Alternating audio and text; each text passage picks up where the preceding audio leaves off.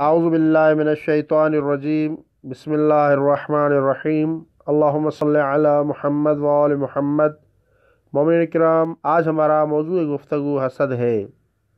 یہ دنیا اللہ تعالیٰ نے انسان کے لیے بنائی ہے اور اس کے فائدے اور استعمال کے لیے بے شمار نعمتیں پیدا کی ہیں۔ اس کے ساتھ اللہ تعالیٰ نے یہ بھی فرمایا ہے کہ کوشش کے بغیر انسان کچھ بھی حاصل نہیں کر سکتا۔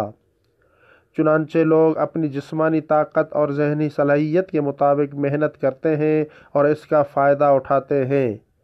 جو لوگ اپنا کام ایمانداری سے کرتے ہیں اور حلال روزی کماتے ہیں، اللہ تعالیٰ ان سے خوش ہوتا ہے۔ اکثر یہ ہوتا ہے کہ بعض انسان ترقی کرتے ہیں اور اپنے ساتھیوں میں ایک خاص مقام بنا لیتے ہیں۔ ان کی ترقی کا اثر دوسروں پر الگ الگ ہوتا ہے۔ بعض لوگ ان کی ترقی کو ایک عام چیز سمجھتے ہیں اور اس کی طرف کوئی خاص توجہ نہیں دیتے۔ وہ خیال کرتے ہیں کہ یہ باتیں ہوتی رہتی ہیں۔ بعض لوگ ایسے بھی ہوتے ہیں جو دوسروں کو ترقی کرتے دیکھ کر چاہتے ہیں کہ وہ خود بھی ترقی کریں اور کوشش کر کے انہی کی طرح عزت اور مقام پیدا کریں۔ اسے رشک کرنا کہا جاتا ہے اور یہ ایک اچھا جذبہ ہے۔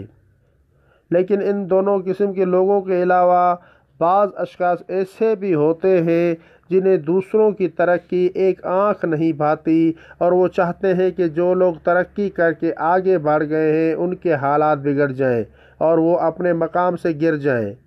سوچنے کا یہ انداز حسد کہلاتا ہے۔ حسد بہت برا اور نقصان دہ جذبہ ہے۔ رسول اکرم صلی اللہ علیہ وآلہ وسلم نے فرمایا، حسد ایمان کو ایسے کھا جاتا ہے جیسے آگ لکڑی کو کھا جاتی ہے۔ حقیقت یہ ہے کہ اس وسیع دنیا میں ہر ایک کو زندہ رہنے اور ترقی کرنے کا حق حاصل ہے۔ اگر ہم اپنے کسی پڑوسی، دوست، رشتہ دار یا ہم جماعت کو ترقی کرتے دیکھیں تو ہمیں چاہیے کہ ہرگز حسد نہ کریں، بلکہ خوش ہوں اور اس سے کچھ سیکھنے کی کوشش کریں۔ جب ہم خود اپنے آپ کو ترقی کرتے دیکھنا چاہتے ہیں تو دوسروں کی ترقی سے جلنا کسی طرح بھی مناسب نہیں۔ اسلام حسد کو سخت ناپسند کرتا ہے۔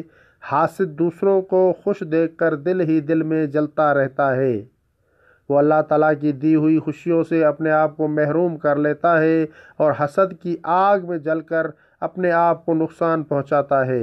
میں نے آپ کے سامنے رشک اور حسد کے فرق کی طرف اشارہ کیا۔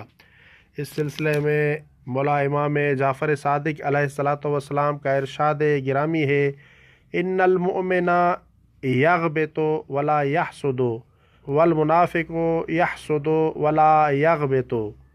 مومن رشک کھاتا ہے، حسد نہیں کرتا، لیکن منافق رشک نہیں کرتا بلکہ حسد کرتا ہے۔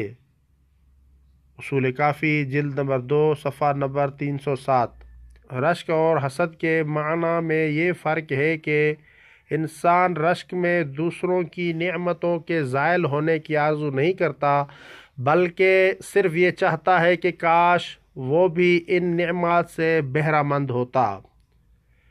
رشک حسد کے مقابلے میں ایک اچھی صفت ہے۔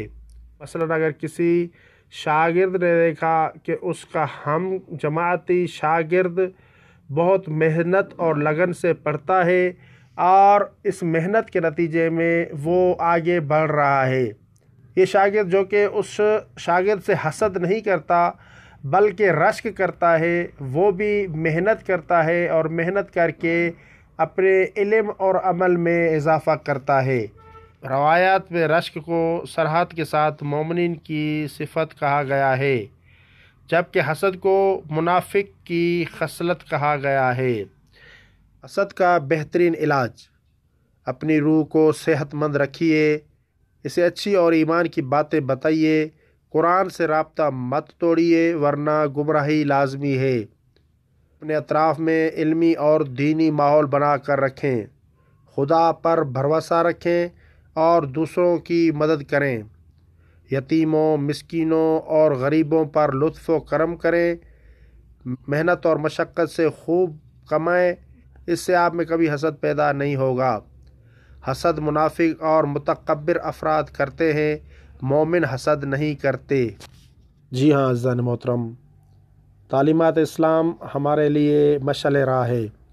اسلام نے ہمیں جو بھی احکامات بتائے ہیں اس سے ہمیں ہی فائدہ ہے، اس لیے ہمیں چاہیے کہ ہم اسلامی تعلیمات سے استفادہ کرتے ہوئے بری چیزوں سے، بری باتوں سے، برے افعال سے اور برے اعمال سے دور رہیں، اور ان باتوں کی طرف متوجہ رہیں کہ جن باتوں سے انسان کو فائدہ ہوتا ہے، ایسی باتیں کہ جو تمام انسانوں کے لیے مفید اور فائدہ مند ہے۔